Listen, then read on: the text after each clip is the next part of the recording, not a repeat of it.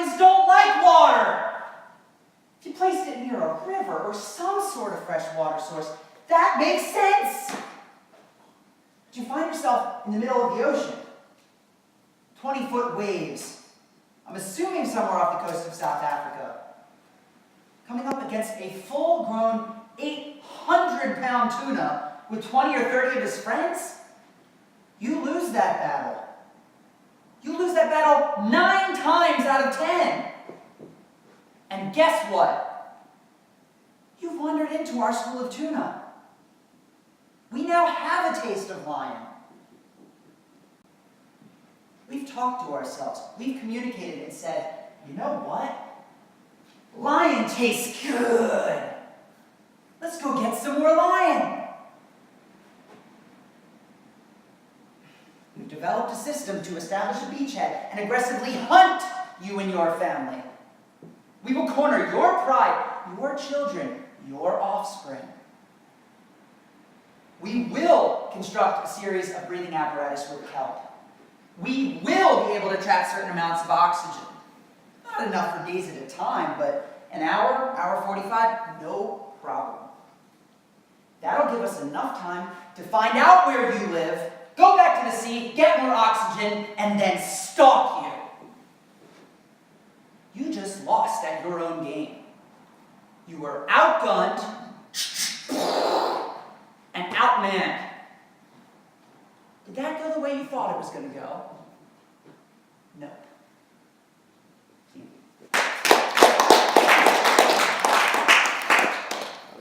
All right, Matt, grab your chair.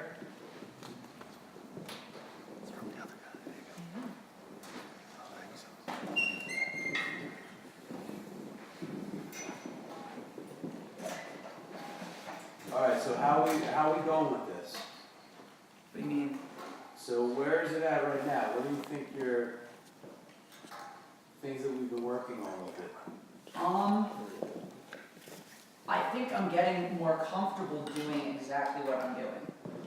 Okay. It's becoming more natural, in a sense. Like this week I tried to work on voice control, like doing accents while also doing physical things and doing the emotions. And I'm getting better at juggling. I mean, I still need to push myself further, of course, but I'm feeling more comfortable in my shoes. Good. Tell us about the story. The story is about 2 detectives who are the most unlikely of partners getting the case of a lifetime and getting a lot of curveballs along the way with comical results. Nice. All right. Good job. Everybody understand what he just said? Does it make sense? You can kind of get an idea. There you go. It's the story of 2 detectives who are the most unlikely of partners who get the case of a lifetime and get a lot of curveballs along the way with comical results. Good job. Good job. All right. Excellent. So what about your character? My character is a kind of somewhat introverted, kind of nerdy, geeky type on the outside, but underneath he's extremely bold and confident, but he's a little afraid of letting that side of him out, because in the past it's come back to bite him. Okay. Would you say he has a authoritative demeanor, or like what side does he go to? The authoritative, like dictator? He tends to go towards the passive side, but as the story goes on, he starts to flip towards the other side more. Oh, okay, good. So, do you think you could play it very to one side, and then in the midst of it, play it completely to the other side? I can give it a shot. And and it's clear that what that means. Yeah. Yeah. So just to kind of really define those 2 pieces of him, right? Yeah. And it's kind of a nice exercise for you. So let's just do a little kind of prep on that before, because when you come back and do take 2 here, you can do just that. But right now we're going to really just focus in on it to see if you got it. Yeah. So right now, let's take the authoritative approach of him, the one that's like the dictator, right? Mm-hmm. And let's give a little bit of improv with that. to your partner. And you can Just stand like up and do whatever, yeah, you can do whatever you want, but just be focused on that one side of him, that's all.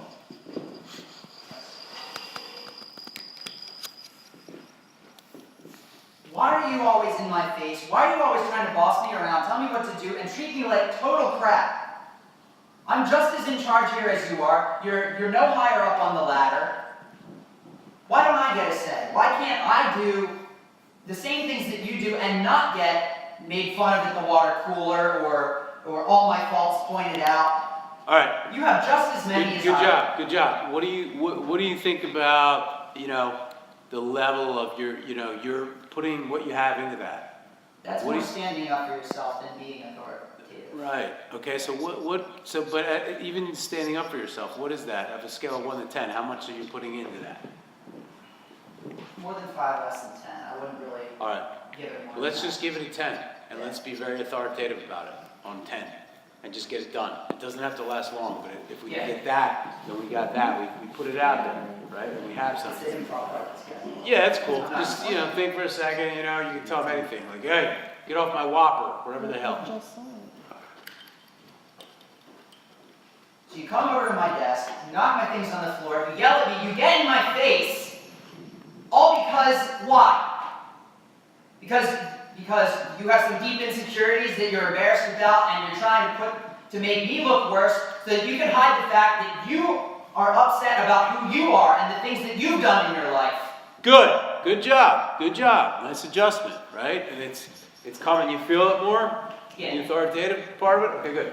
Now go to the other side, the more docile, nerdy, you know, passive guy, and play that as focused on that as you can.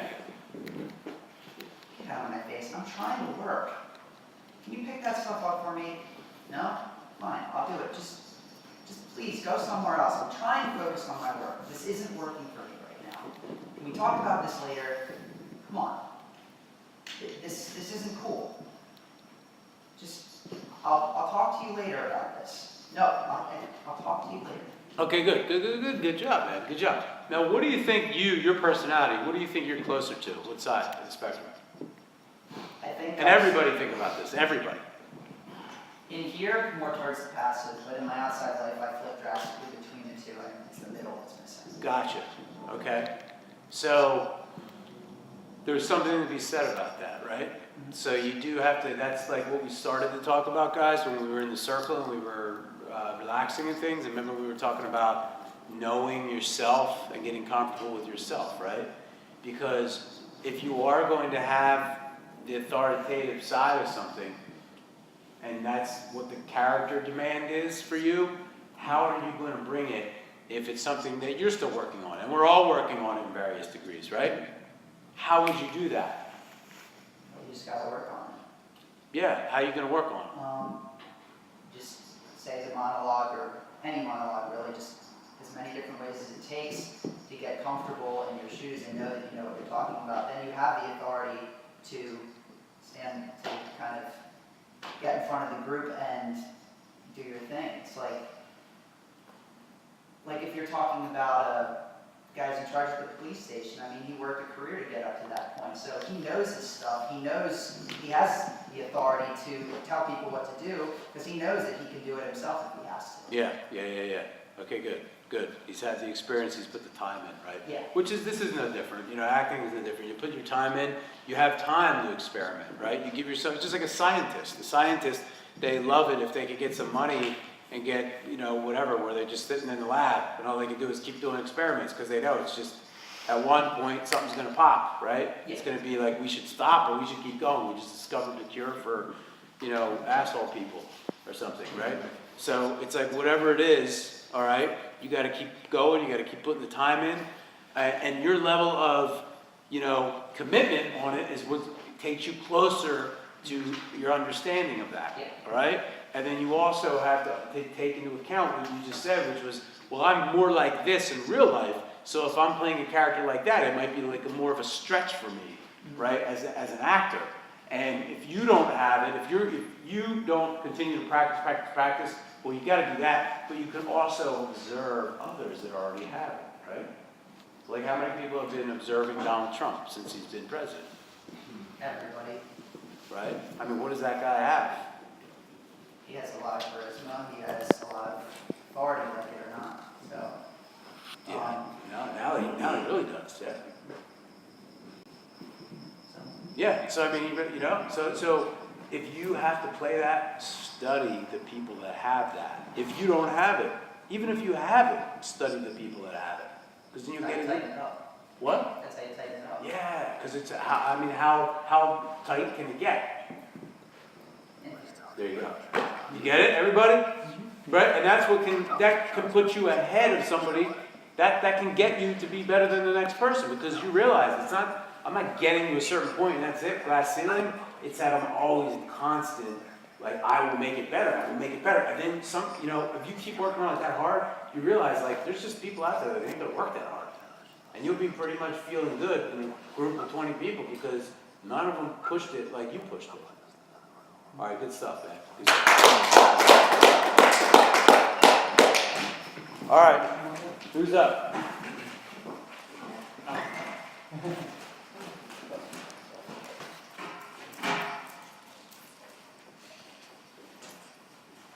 Okay, hold on 1 second. Do you have it on your phone or what? Yeah, I have can I use a different one that I'm more familiar with? If you, the only thing about this is that cell phones, it's not in your best interest to read from a cell phone, right? Because the live piece of paper is something you can write on, right? And we have to, like, that's something that I want everybody to get used to.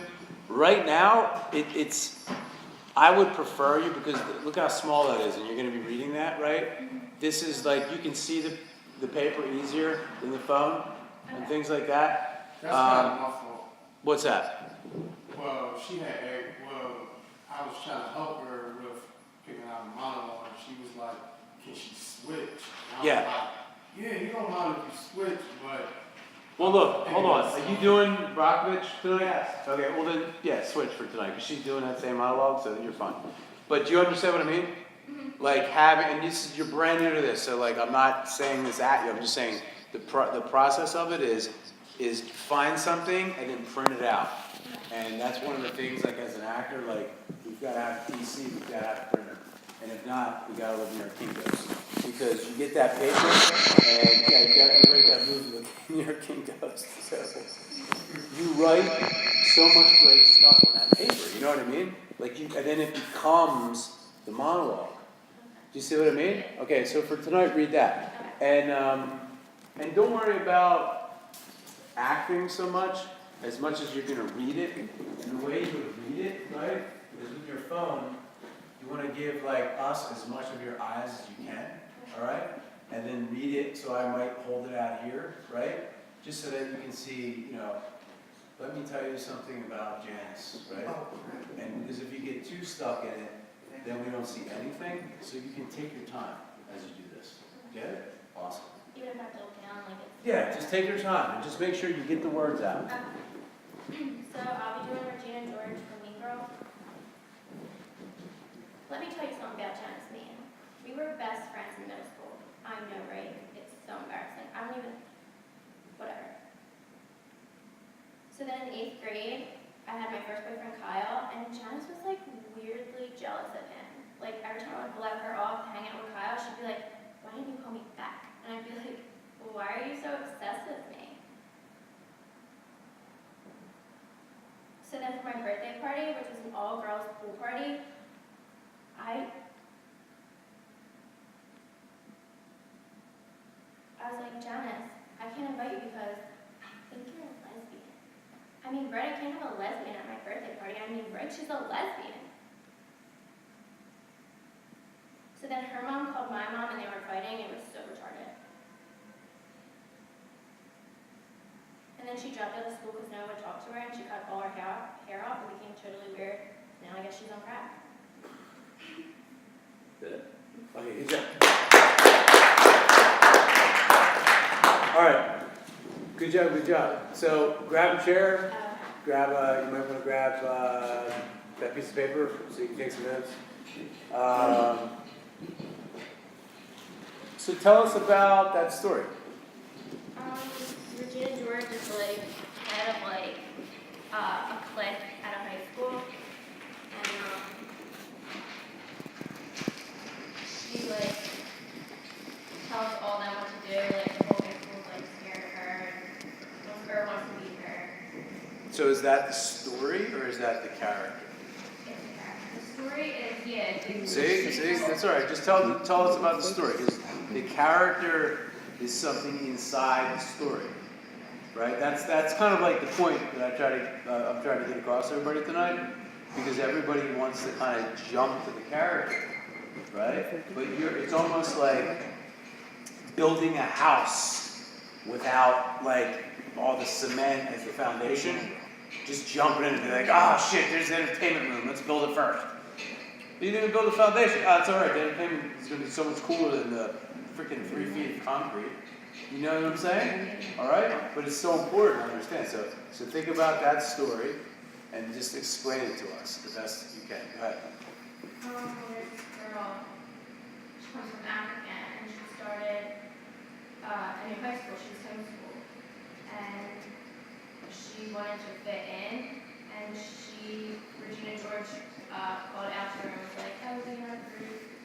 And then she was, and Regina George was like would bully everyone around her. And then, I forget the girl's name, because I'm not, I forget the name. That's okay. The whole point is so that you can see what's happening right now. Do you see what's happening? What is it? She, in that scene? No, you. I was trying to be Regina George and try to have that bitchy. Well, I mean, like right now, as we were talking right now, you just got done doing the scene, but right now what's happening when you're trying to talk about the story, what happens? So it's like you're grasping for ways to explain the story, right? And you're like, okay, wait, you hear what I just said? Is there, wait, right? But when you remember when Matt, we said, what's the story like, right? And he was like, bam, bam, bam, bam. You see what I'm saying? So it's like that's the preparation of the actor to really think it out, to really say, what's this about? Because now you have a beginning, a middle, and an end, and your view of everything opens up. And then it's so much easier now to talk about the character. Go ahead. I feel like if I was more prepared, it would be. Yeah, that's of course. But I mean, this is all part of it. You will be more prepared next time. Do you know what I'm saying? Yeah. All right. So now you can tell us about the character. Go ahead. I don't know. Well, just like attributes about her. Does she like chocolate cake? Does she wear like high heels? Does she wear sneakers? Is she a nice person, a mean person? Is she? She's a complete bitch. Okay. She's a bitch and she's self-centered and she like is mean to everyone around her. Like she's so self-centered. Okay. Um, What else? What else do you think? What happens with self-centered people sometimes? they got her insecure. She could be insecure. And she like wants to be center of attention at all times. Good. Awesome. God, I know a lot of people. Yeah, she craves attention from everyone around her. Yeah, right. So like, how does that inform you now as the actor? So I would have to want to crave attention. Yeah, like what's that look like? What do people that crave attention, like what are they like? Like their demeanor is more like standoffish, or like they're judging maybe, or they're obnoxious, they want attention. Okay, cool. You ready? To have some fun? Okay, be obnoxious. Maybe pretend you're at Starbucks and you're ordering whatever, and just go ahead and be this character, obnoxious. Go ahead, you stand up and you just walk through. The same scene. Well, no, just you're improvising now, which means you can say anything. But you know Starbucks, right? So you can just maybe pretend you're at Starbucks, but you're going to be obnoxious. I want a chestnut latte. I want a chestnut latte, and I want it now. Good. Great. Okay. What's another aspect of her you said? Oh well. Another aspect of her. Another way about her. She was demanding. Demanding, okay. What's that like at Starbucks? Loud. Good, good. I want a chestnut latte and I want it now. Okay, good. Now, do you see how these two specific things are something that this character is all about, right? She's demanding, she's bitchy, right? That's what she's like. And all you're doing now is you're just practicing doing those things. So the way to create a compelling performance is, well, like I said to you, is knowing the story, right? Really, really knowing it. Like watching the movie and being like, what the hell is this movie about? You may have to watch it 3 times before you figure that out. But then you have the essence of it. If you really know what it's about, and then you as an actor, as a person, you now all of a sudden, you get filled up with like, yeah, I really feel comfortable with this story, right? And then you can go into, okay, I'm playing this character inside this story. And now you can add things like what you just did right here, which is what?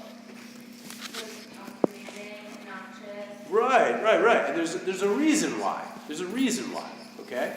So now that it just helps you to put all of the pieces of the puzzle that you're gathering together.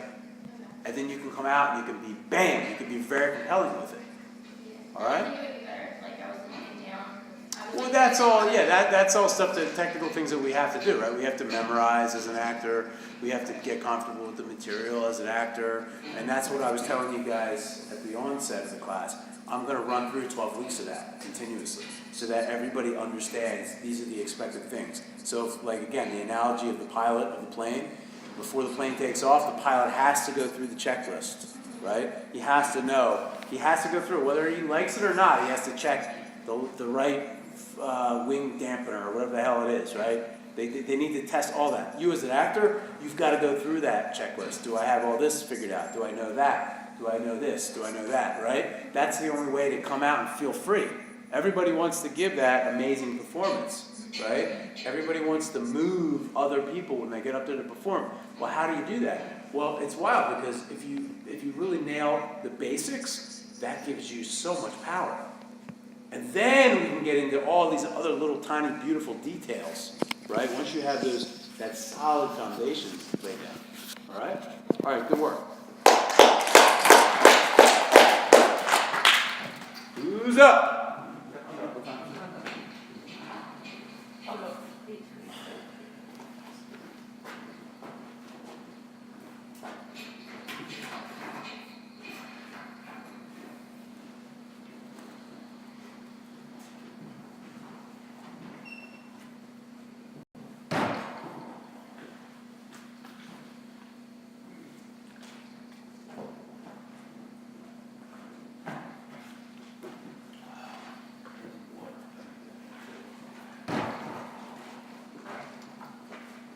Hi, I'm Robert Rowland. I'm reading Fred Goldman from People vs. O.J.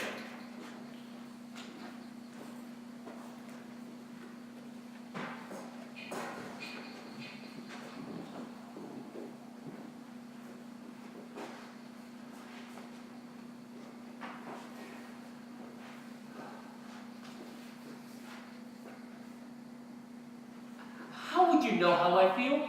Did you have a son who was murdered? Ron is dead, and it's like no one seems to care.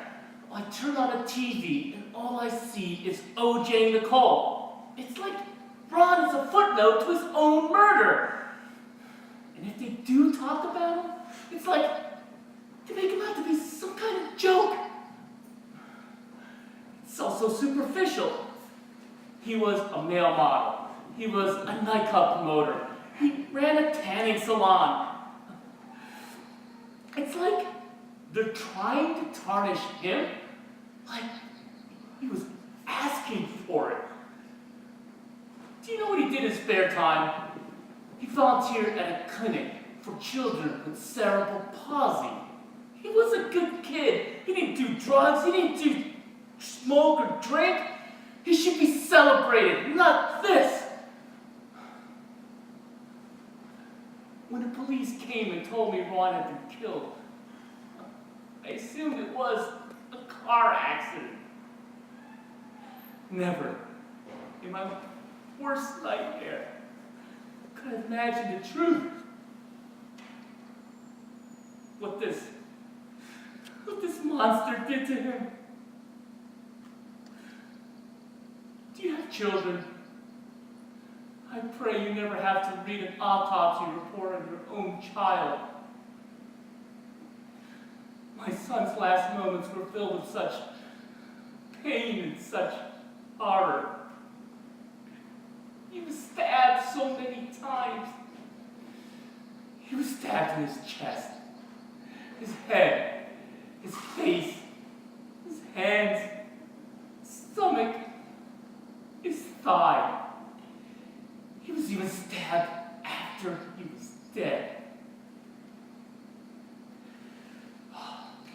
See? Jeez, every time you do that, it's like, God, Really? man. Poor Rob. I know. Don't stop. I know, it just never stops. I think I missed a couple of points. All right, so, okay, this is like a pretty, oh, man. So, what did you notice? Well, tell us the quick story. Sure, Quick so there was murder, a woman, a guy, and the athlete, the star athlete was OJ, who got accused. Then she gets off. Okay. It's the 8-second speech. All right, and then what about Mr. Goldman? Tell us about Mr. Goldman. So Mr. Goldman was a divorced person who was in Michigan. He moved out to LA, remarried, raised Ron and his daughter, and actually had 3 other stepchildren. As a businessman, so he was pretty well off, and raised his kids in a nice environment. I think that's why one of the reasons why Ron was such a good kid. Okay. So, we've worked on this a few times now. It's a powerful piece. What about it did you go through that you felt like, oh, okay, wait a minute, I may have done that a different way, or what are you feeling from it? Robert? Yeah, this time I tried to kind of give multiple layers more than before. I think I started off stronger than it had before, Yeah. and then kind of tapered to the middle, and then it kind of then led to the sadness. I'm a lawyer. Me kind of discovered sadness more because at the end I was feeling more kind of frustration. And it's almost like taking that anger I had early on and turning it into sadness via frustration of what's going on. So I think I kind of tried to take myself through that journey. Okay, well, what about if you kind of bring us for that ride, but like just you kind of bottle things up along the way, and then all of a sudden let it go at a certain point.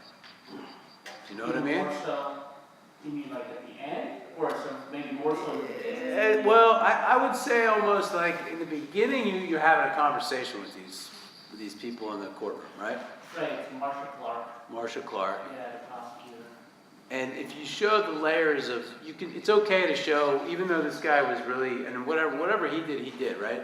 You just now are using this as an actor, so you can use, there's so many, my God, it's real, it happened, it's emotional. Some people wouldn't be able to even talk. Right. So you can take that into account, and you can play like what we were doing. Remember Matt did like both sides of it? Sure. Remember just the yin and the yang or something. Like if you know what everything in the universe that operates well, you see the floor, right? Or you see the walls that we're in, right? And then there's like the open space in between the walls. There's always like a completely different force that is opposing the other thing, up, down, fast, slow, right, wrong, right, those things. So as an actor, if you can really work through that, right, like that's what it is, you're like working through it, you're seeing it, you're becoming aware of it, you're feeling it, right? If you can really work through that, it gives you power for whatever you're doing, So the Mr. Goldman, it's like he's really distraught. And he's like, what? You know, he's like coming out like that. But if you take some of that and bottle it, right? And then you just let it out. You know what? You can be, what's really cool, Rob, is that it can start to go inside you as you're, and then all of a sudden it just pops out. Because you can't hold it anymore. And then what is it? That beautiful thing that we all love when actors do. What is it? When it just pops out and it's uncontrollable, what happens? It's like organic, is what they say, right? Because it just comes up. And it's like you didn't plan it and it came out and you let it, and you were free and you let it go. Do you know? It doesn't mean, take a chair. It's not staged, it's more like, I'm just doing it and all of a sudden it's gonna come out. Yeah, it doesn't mean like take a chair and throw it and hit the wall, right? She's not here right now. But it means that even though it's a coming out when it comes out, you're almost in control of that because you're letting go of control of that. Do you see what I mean? Yeah. Like it's gonna come, but then when it comes, it's like it's beautiful because it's just like real. Like when you go to talk to somebody, if it's too staged, right? Or like a guy to a girl, a girl to a guy, and you're like, oh, so I like your blah blah blah, and you give some pickup line. It's like it loses all electricity, right? Yeah. Right. So the same thing with this scene. It's like once we get to that point, and then you've done it a few times, and you've been here for a while, and you've done acting. So it's like give yourself that beauty, man, of like just like letting it build up, and then just like, oh my God, it pops, and you might even just lose control because it hits you so hard. It's like, I don't mean to. I'm not advocating drugs, but do you know how acid works in the human body? Anybody know that? Yeah. Yeah. Okay, so you ingest it.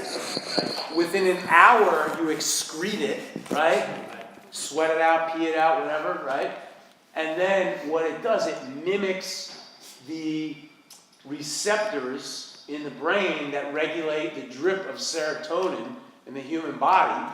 And we all have a drip of serotonin that keeps us from wanting to kill somebody, right? Some of us have a problem with that. That's why there's a lot of other things like drugs and therapies and blah, blah, blah, blah, blah, right? But what this does is this LSD, it mimics it and it stops the flow of serotonin. Stops it. Or this is what I learned in drug creative behavior at St. Joe's. So this is, I learned about every drug and how it works in the human body. It stops the flow somehow, and then what happens is it just, all of a sudden it's excreted after about an hour or two, it hits you, and you get that trip, because it's so it kind of puts it like a bottleneck. And it hits you, and you're like, whoa, man, I'm like totally tripping on acid, right? And it's like, well, what the hell just happened, right? So think about that with the scene, But then again, too, you're in control of that, but you're creating this for yourself. Do you see what I'm saying, guys? You're creating, how do you become natural? Do you guys ever hear some actors act? They're so natural. They're so organic. It's like, right? Well, this is a way to create that for yourself. And it's fun because you don't know what the hell's going to happen. It becomes unpredictable. All right? Cool. All right. Good. Julie's up.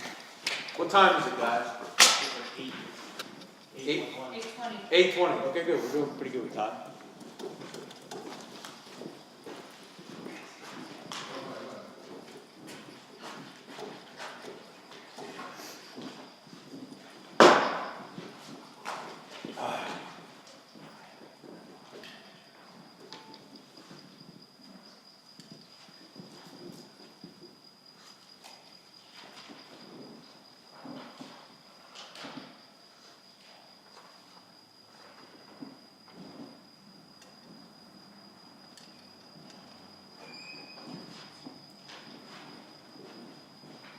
Hi, I'm Julie Shivanis, and I'm doing a scene from Aaron Brockovich.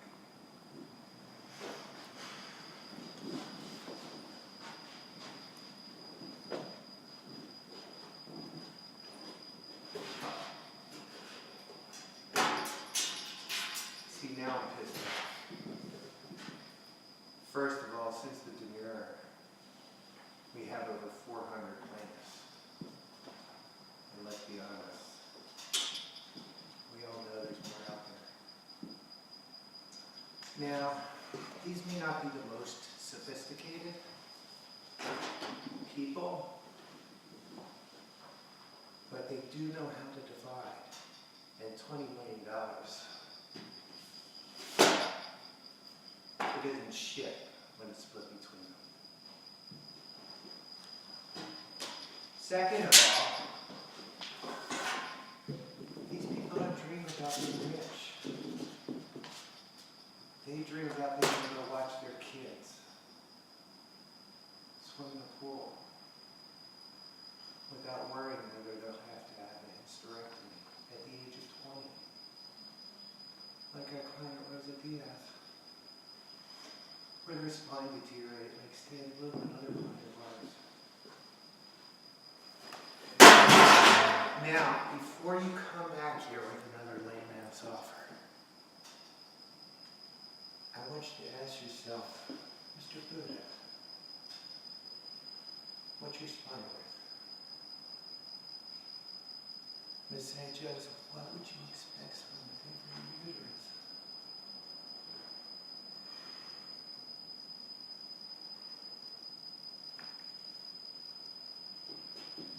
After you do that, take out your calculators and multiply that number times 100. Anything less is a waste of our time.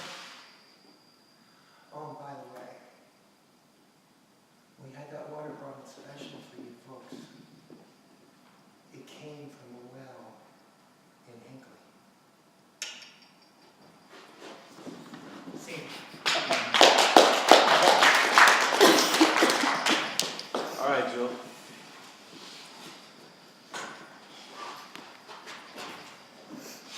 So tell us about the story. The story is a real life story of a huge corporation that poisoned a water table of a town they knew about, they denied responsibility, and ultimately they were found out by our heroine who worked for a law firm that brought the largest judgment ever. How much was that judgment? $333 million. How many people did it get dispersed to? 600. So it was, her original number was about 500,000 in the monologue, Yeah. so she kept with that fraction. That Wow. percent, yeah, Okay. Awesome. yeah. All right. So tell us more now about her.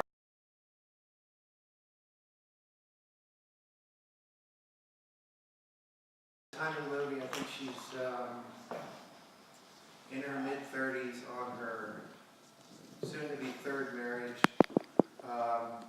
She's had a rough life. She starts working at this law firm as a paralegal. She finds these documents in the dead files, and she persuades the law firm and ultimately ends up being the one who secures justice for all these people.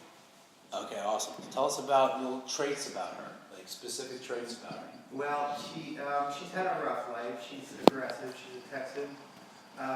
She's been ridden hard and put away wet, which is their expression I've used with her. But I don't think she'd be offended by that. In fact, she has 2 kids at this point.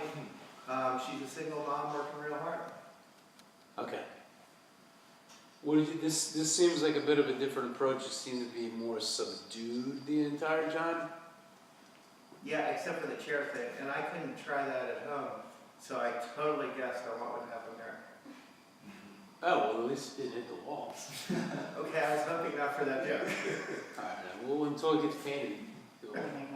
Yeah. All right. So the thing about this is that I think it was nice, Julie, nice. Remember when you were trying to get the words down and everything? Now you have the words, right? Yeah. Now you have some props and you had the wardrobe, nice, right?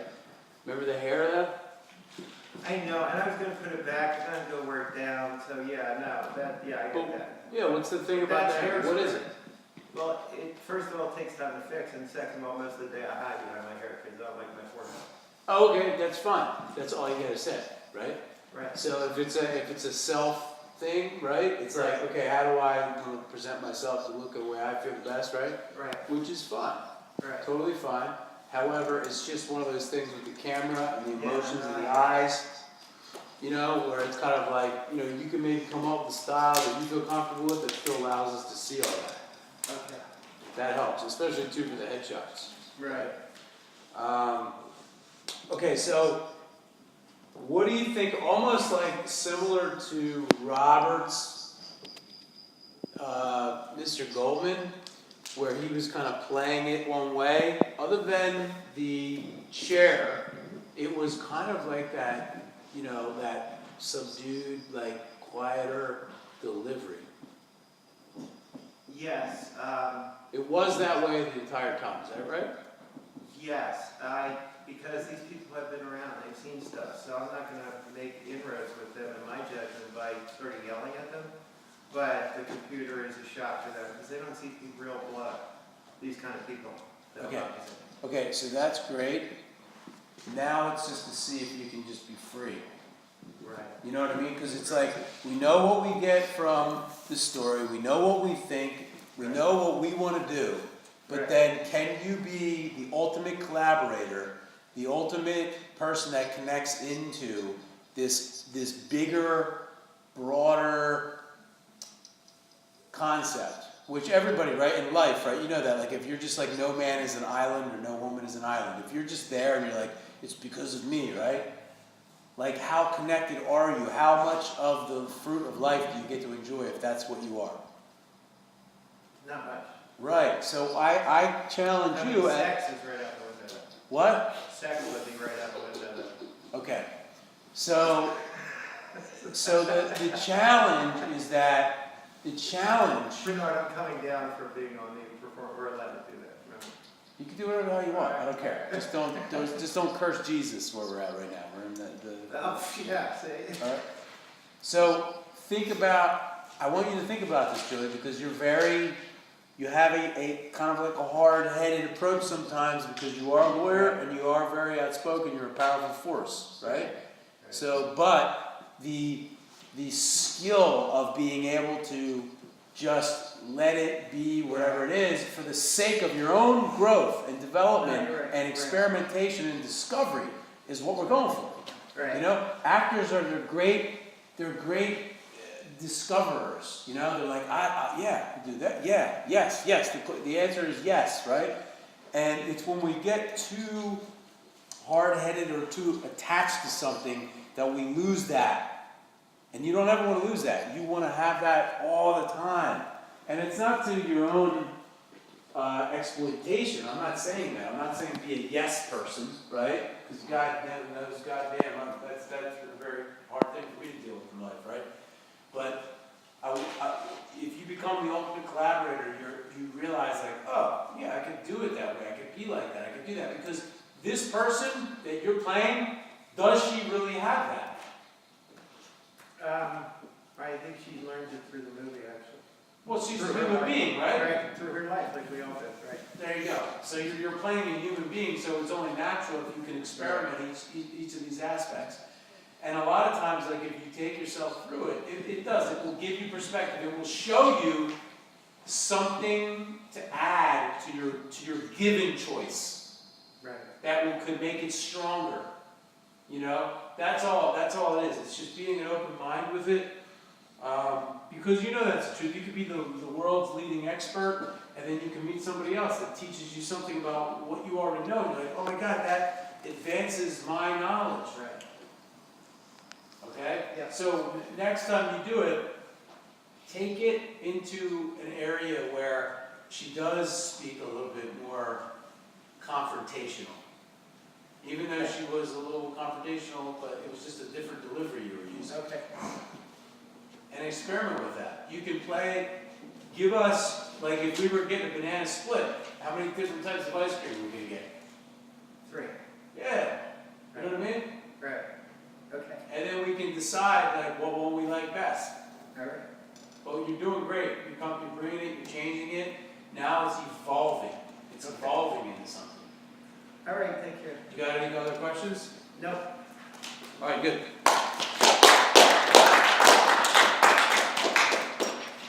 Who's round again? You want the chair? Did you start? You want the chair? Cool. Yeah, you don't need the chair. No, nobody really needs the chair now, other than to sit after the thing. What time is it? I got water here. Thanks. Awesome. All right. Wait. Yeah. That's fine.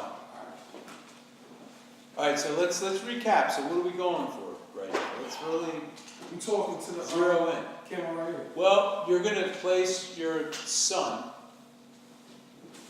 and he's gonna move like he moves, man. Only you know that, right? Yes. And that's what you can focus on, even though, I know, and I appreciate you going first, right? You went first. Yes. And you had all these different cameras and people looking up this way, so it could have been a jolt to what's normal. So, way to go. So now, though, you know, laser focus into your son.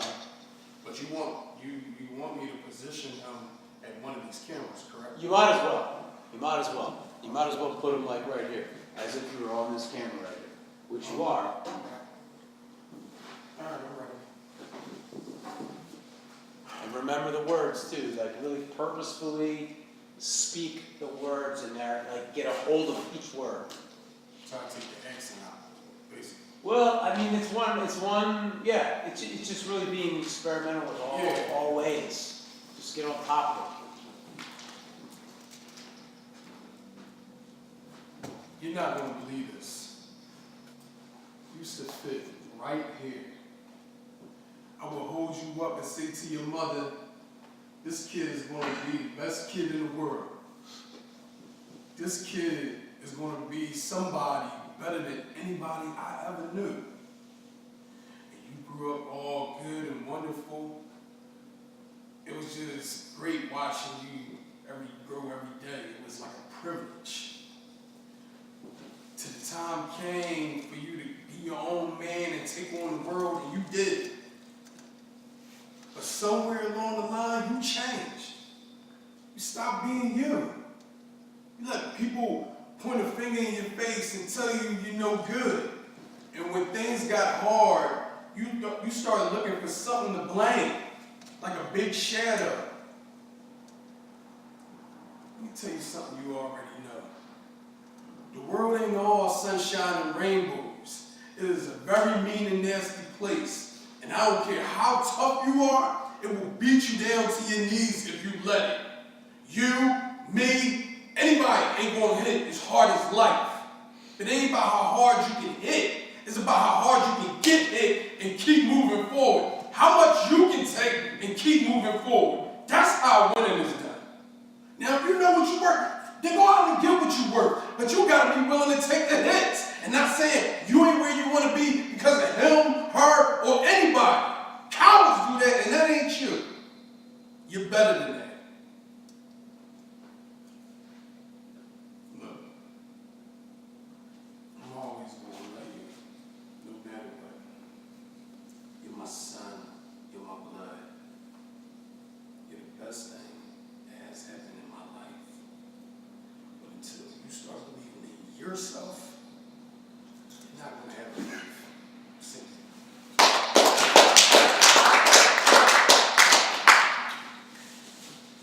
All right, good work, man. Good work.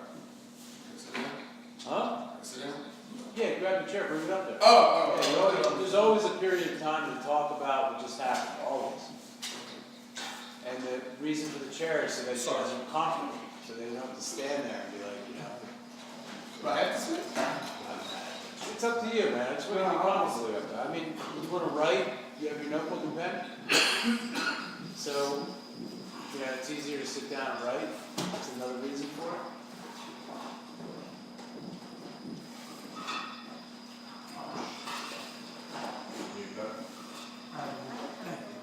I don't want you. Just.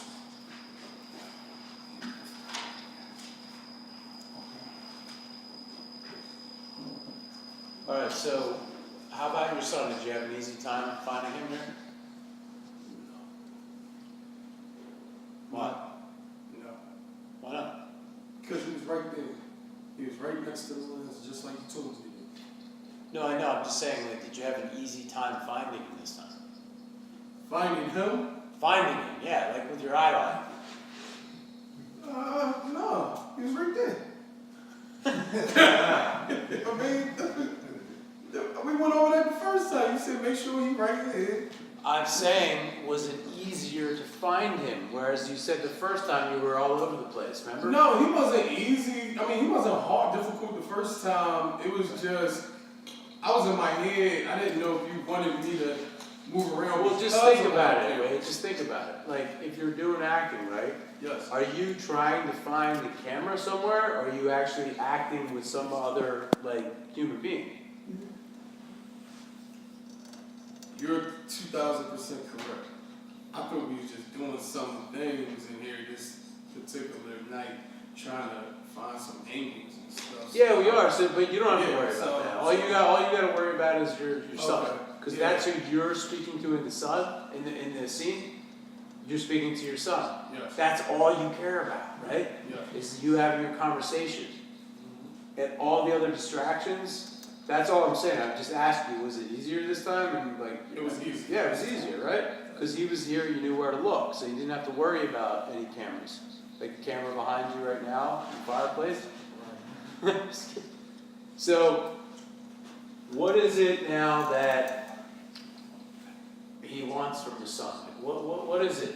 He wants his son to stop. He wants his son to find his own identity instead of trying to fit in.